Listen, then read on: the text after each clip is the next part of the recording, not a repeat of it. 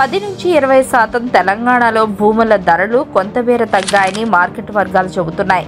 హైదరాబాద్ మినహా మిగతా జిల్లాల్లో వ్యవసాయేతర భూములు 10 నుంచి 20% మేర తగ్గుదల కనిపిస్తుంది. దీనిపై రియల్ ఎస్టేట్ వర్గాలతో పాటు భూ యజమానులు ఆందోళన వ్యక్తం చేస్తున్నారు.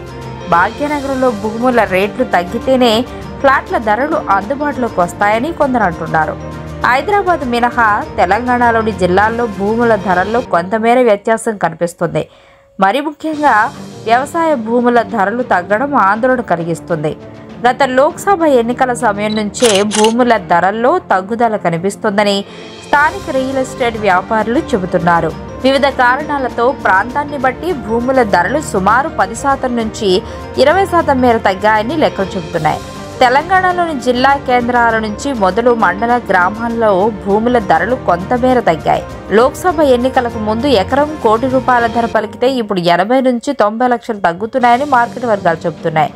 ఇప్పటికే భూముల కొనుగోలుకు సంబంధించి ఒప్పందాలు చేసుకున్న వారు రిజిస్ట్రేషన్ చేసుకునేందుకు ఆలోచిస్తున్నారని జిల్లాల్లోని రియల్ రంగ వ్యాపారులు చెబుతున్నారు. చాలా వరకు భూముల కొనుగోలు అగ్రిమెంట్ సమయం అయిపోయినప్పటికీ రిజిస్ట్రేషన్కు ముందుకు రావడం లేదని అంటున్నారు.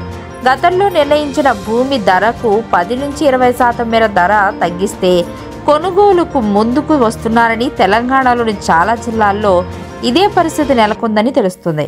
రాష్ట్రంలోని చాలా ప్రాంతాల్లో 5 ఎకరాల లోపు భూముల లావాదేవీలు ధరల తగ్గింపుతో కొనసాగుతుండగా 5 ఎకరాలపై కొనుగోలుకు సంబంధించిన లావాదేవీలన్నీ చాలా వరకు వాయిదా పడుతున్నాయని రియల్ రంగ నిపుణులు చెబుతున్నారు.